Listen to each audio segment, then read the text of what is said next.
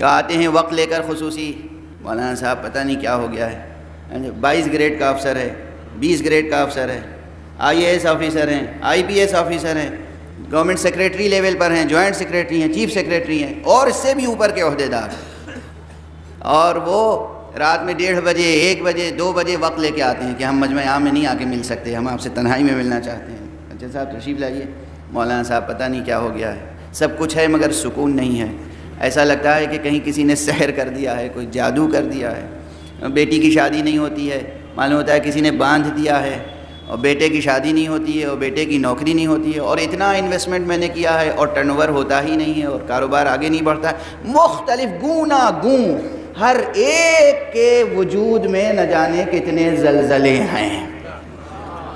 بقول پروفیسر اعزاز افضل مرحوم، جنہوں نے کہا تھا کہ زمین کی طرح مبتلا ہیں ہر ایک، زمین کی طرح مبتلا ہے،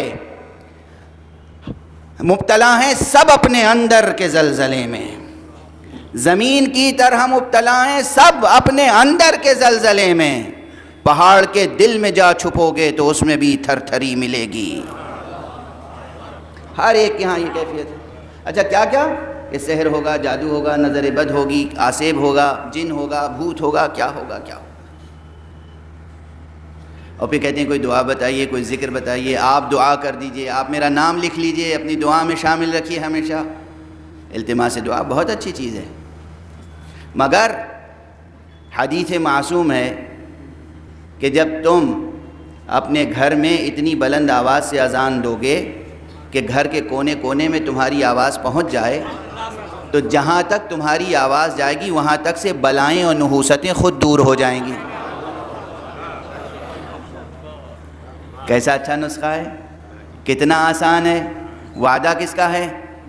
معصوم کا وعدہ ہے نا، کہ تم جب اپنے گھر میں اذان دو گے تو جہاں تک آواز اذان جائے گی وہاں تک سے نحوستیں بلائیں دور ہوں گی۔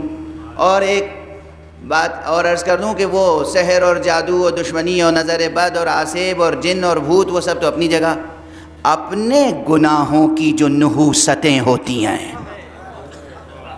نحوستیں، ہم جھوٹ بولتے ہیں اس کی نحوست ہوتی ہے، ہم غیبت کرتے ہیں اس کی نحوست ہوتی ہے، ہمارے دل میں بدنیتیاں ہوتی ہیں اس کی نحوستیں ہوتی ہیں، اس کے آثار ہوتے ہیں، ہم کسی سے کینہ رکھتے ہیں اس کے آثار ہوتے ہیں، اس کی نحوستیں ہوتی ہیں، ہم کسی سے حسد رکھتے ہیں اس کے آثار ہیں جو زندگی پہ مرتب ہوتے ہیں۔ یہ نحوستیں جو ہم خود پیدا کرتے ہیں یہ سب شامل ہیں اس میں۔ معصوم کہتے ہیں کہ اذان دو، اذان، اور جہاں تک تمہاری آواز جائے گی اذان کی وہاں تک سے نحوستیں دور ہوں گی، برکتیں نازل ہوں گی۔ اور آپ کی فقہ میں، فقہ جعفری میں تو یہ 5 نمازیں جو ہیں واجب نمازیں پنجگانہ، صبح کی 2 رکعات، ظہر کی 4 رکعات، عصر کی 4 رکعات، مغرب کی 3 رکعات، عشاء کی 4 رکعات، جو سفر میں 4 رکعتی نمازیں 2 رکعتی ہو جاتی ہیں، یعنی جب آپ سفر میں ہوتے ہیں تو 24 گھنٹے میں 11 رکعت نماز آپ پہ واجب ہے، اور جب وطن میں ہوتے ہیں یا حضر کی کیفیت اور حضر کے احکام ہوتے ہیں تو آپ کے اوپر 17 رکعت نمازیں واجب ہوتی ہیں۔ ان واجب نمازوں کے لیے بے انتہا تاکید ہے، مستحب ہے کہ مرد ہو یا عورت، مکمل نماز پڑھ رہا ہو یا قاصر،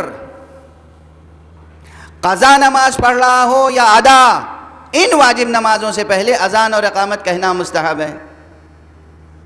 واضح ہے بات، مسئلہ واضح ہے؟ ہاں، مستحب نمازوں سے پہلے اذان و اقامت نہیں ہے۔ نماز شب کوئی پڑھتا ہے اس سے پہلے اذان و اقامت نہیں ہے، نماز حاجت پڑھتا ہے اس سے پہلے اذان و اقامت نہیں ہے، نماز شکر پڑھتا ہے کوئی نعمت آپ کو ملی، 2 رکعت آپ نے نماز شکرانہ ادا کیا، اس کے لیے اذان و اقامت نہیں ہے۔ جو 5 واجب نمازیں صرف اس کے لیے ہے اذان اور اقامت، اور وہ بھی تاکید کتنی ہے یہ مسئلہ بھی سن لیجئے۔ یہاں تک تاکید ہے کہ اگر کوئی شخص بھول گیا سہواً اذان اور اقامت کہے بغیر اس نے نماز واجب شروع کر دی، تکبیرۃ الاحرام کہہ دی، تکبیر کہہ دی، اللہ اکبر کہہ دیا، سورہ الحمد پڑھ لی، سورۃ انا انزلنا پڑھ لی، یہ سورے پڑھ لیے، اور پھر یاد آیا کہ ارے ہم نے تو اذان و اقامت نہیں کہی تھی. شریعت کہتی ہے اسے حق پہنچتا ہے کہ نماز توڑ دے اور دوبارہ اذان کہے, اقامت کہے, پھر نماز شروع کرے. کوئی اہمیت ہوگی اس اذان کی تب نا. واضح ہے یہ مسئلہ, یاد رہے گا. اور وہ بھی یاد رہے گا کہ اذان گھر میں بلند آواز سے دی جائے تو نحوستیں دور ہوتی ہیں. تو ہم پر فرض ہے کہ اپنے بچوں میں سے ہر بیٹے اور ہر بیٹی سے پوچھیں, بیٹا اذان یاد ہے؟ سناؤ, آج تم اذان دو گھر میں, آج تم اذان دو گھر میں, آج تم اذان دو گھر میں. اور ظاہر ہے جب آپ اذان سنیں گے, اقامت سنیں گے تو پھر نماز بھی سن ہی لیں گے, پھر اور احکام بھی سن ہی لیں گے انشاءاللہ. ایک صلوات پڑھیے محمد.